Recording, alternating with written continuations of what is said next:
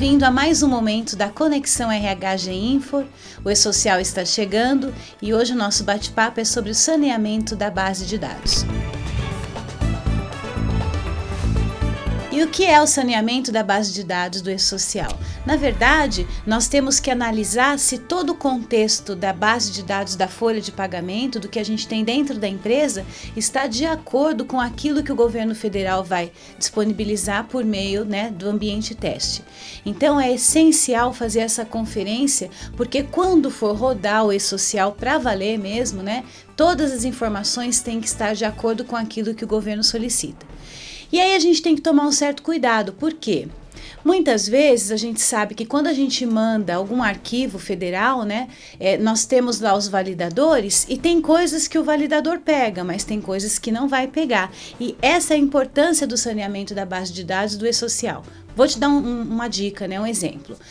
Quando a gente fala, por exemplo, do número do PIS que a pessoa tem ou do número do CPF, se existe no cadastro uma inconsistência nesse número, provavelmente quando for validar isso por meio do programa do E-Social, vai bloquear e você não vai conseguir emitir a sua folha de pagamento, fazer os pagamentos dos impostos e etc. Agora, muitas vezes você pode ter no seu cadastro o nome de uma empregada que tenha casado e esteja com o dado inconsistente. Então, o programa do E-Social não vai pegar isso não vai ser empecilho para que você consiga emitir as suas guias, consiga enviar a sua folha para o sistema, que eles vão liberar. Porém, isso pode trazer problemas futuros para o seu empregado e, dependendo da informação que esteja inconsistente, até para a sua empresa, quando ocorrer algum tipo de fiscalização. Então, o saneamento da base de dados tem por objetivo fazer uma conferência de todos os dados de acordo com o que o E-Social solicita, e essa checagem permite que o teu sistema seja validado tanto do ponto de vista técnico do E-Social, como também do ponto de vista cadastral, para que não tenha problemas futuros com o seu empregado. Então, o saneamento da base de dados é uma fase muito importante de todo esse projeto do E-Social. E eu deixo aqui então algumas dicas iniciais para você que está aí me assistindo. A primeira dica que eu deixo é consultar a qualificação cadastral que está lá no site do E-Social. Lá a qualificação cadastral vai fazer um cruzamento entre o nome do seu empregado, a data de nascimento, o NIS e o CPF. Você pode fazer essa qualificação tanto de forma individual como também por lote. Então, qual que é a dica que eu dou? Como nós não podemos ter nenhum dado inconsistente com relação a esses elementos que eu disse, previamente aos processos de admissão da sua empresa daqui para frente, já faça uma qualificação cadastral assim que terminar o processo de recrutamento e seleção. Então, terminou o procedimento de recrutamento e seleção da sua empresa, o candidato foi escolhido, quando ele apresentar a documentação para ser admitido na sua empresa, já faça essa consulta de qualificação cadastral. Por quê? É muito difícil depois você fazer com que todos se dirijam aos órgãos competentes para poder agilizar e organizar essas informações. Então, se você fala numa empresa aí de 2.000 empregados e que 10% desse quadro tenha problemas com relação a esses dados, para fazer todo mundo ir na Caixa Econômica ou então ir na Receita Federal, regularizar nome, realmente é mais difícil. No momento da admissão, é mais fácil que essas pessoas realmente se interessem para ir lá e regularizar e entregar a documentação toda correta já na empresa que conseguiu um emprego, tão almejado aí. Então, se a pessoa for entrar, já faça a qualificação cadastral previamente à entrada dela. Até porque, quando você for efetivar o processo de admissão no E-Social, esses dados serão solicitados, tá? Agora, se você já tem lá a sua carteira de empregado, já tem toda a sua folha rodando, se as pessoas já estão admitidas, faça a qualificação cadastral por lote. O próprio site do E-Social já explica como isso é feito, ele é muito simples e ele já vai deixar uma base de dados, pelo menos com os elementos essenciais para caracterização dos empregados, bem apurado, já vai deixar a coisa bem certinha. A segunda dica que eu passo hoje é com relação ao enquadramento tributário. Então, do mesmo jeito que com relação aos cadastros dos empregados, nós temos que ter todas as informações adequadas, porque isso pode gerar um problema lá na frente se não tiver, por exemplo, o empregado pode ter problema para sacar o fundo de garantia no eventual momento de rescisão, ele pode ter problema para entrar com a aposentadoria dele, então são dados que a gente precisa ter, né, de uma forma correta, porque senão a empresa também pode sofrer as penalidades devidas. Com relação à empresa é a mesma coisa. Eu costumo falar nos nossos workshops que esse enquadramento tributário é como a certidão de nascimento, né, da empresa. Então, todas essas questões voltadas a KNAI, aos percentuais voltados à área de segurança do trabalho, né, os identificadores, códigos identificadores, eles têm que estar muito corretos para que a gente não tenha problema na hora de apurar o valor das guias para recolhimento. E isso pode trazer problemas muito sérios também lá na contabilidade. Então, eu sugiro que vocês sentem com o contador da empresa de vocês ou então com a pessoa que entenda disso e cheque se realmente o enquadramento tributário da empresa está de uma forma adequada para que a gente não tenha problema, para que vocês não tenham problema no futuro. Uma terceira dica é com relação ao enquadramento das tabelas. E eu acho que é a dica mais importante de todas, né? Porque as tabelas, a tabela é o coração do sistema.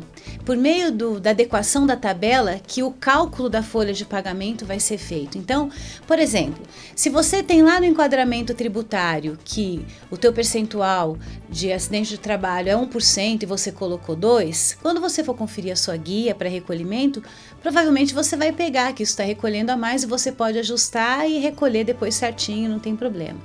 Então, são coisas mais difíceis de passar, digamos assim.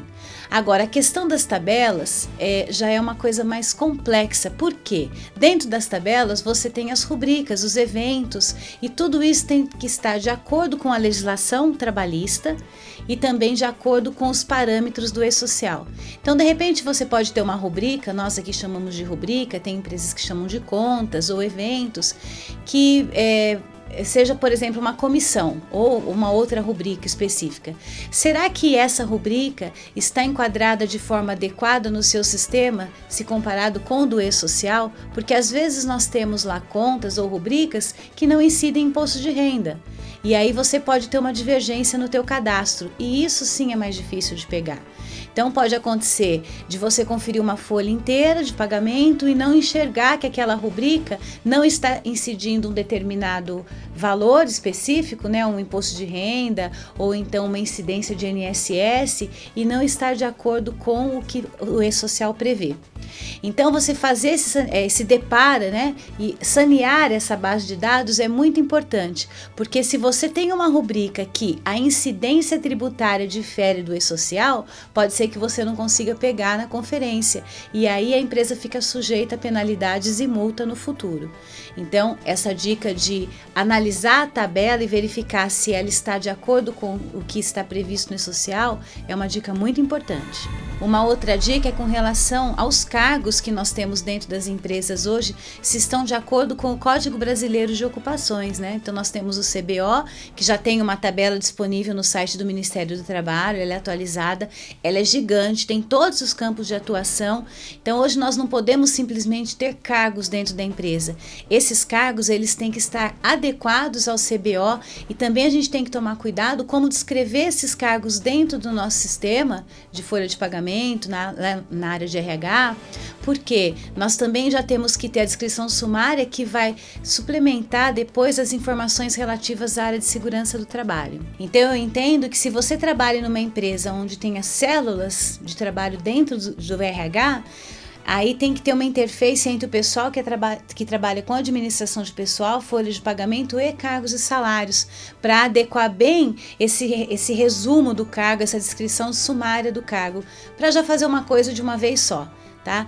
Essa descrição sumária ela vai ser muito exigida na área de segurança do trabalho, então você já pode fazer aí uma organização só, né? E outro exemplo também é a questão da tabela de horários, tomar cuidado com a tabela de horários que a sua empresa tenha, para checar se os horários não estão extrapolando aí a jornada permitida pela convenção coletiva, pela legislação trabalhista federal. Então checar a questão dos horários, a gente sabe que geralmente tabela de horário é uma coisa muito extensa nas empresas, então chequem os horários. Neste primeiro momento, eles não vão ter como checar toda a situação de intervalo de um dia para o outro, etc. Mas eu imagino que a tendência aí a médio prazo seja fazer isso, né? Os fiscais, os auditores do trabalho vão chegar a esse detalhamento, sim, eu não tenho a menor dúvida. Então você pode perceber que eu dei aqui algumas dicas de que o saneamento da base de dados do E-Social é extremamente importante. Nós abordamos em nossos cursos, em nossos eventos, a questão do saneamento de base de dados de uma forma bem detalhada. Se você precisar de ajuda, pode procurar a GEINFO, nós temos, né, todo esse amparo aqui para ajudar você. E por último eu falo o seguinte, há que se ter uma rotina, uma programação, faça uma cartilha, uma programação aí na sua empresa, porque a gente não pode deixar a responsabilidade de todo esse contexto do E-Social, né, na área de recursos humanos. A área de recursos humanos, decididamente, não é a única área responsável pela implantação do E-Social. Então, a criação de uma rotina, o preparo das pessoas é essencial, as áreas precisam estar envolvidas, né? Nós temos aqui também todo um programa, passo a passo, de como isso tem que ser feito. Se vocês precisarem desse material, é só entrar em contato com a gente, né? Para que isso não lhe traga problema lá na frente, na hora que o E-Social começar. Então, eu deixo essas dicas aqui, fica o nosso contato. Se você quiser dar uma ligadinha, bater um papo com a gente, estamos à disposição. E eu espero você para mais um momento Conexão RH GEINFO. Até mais!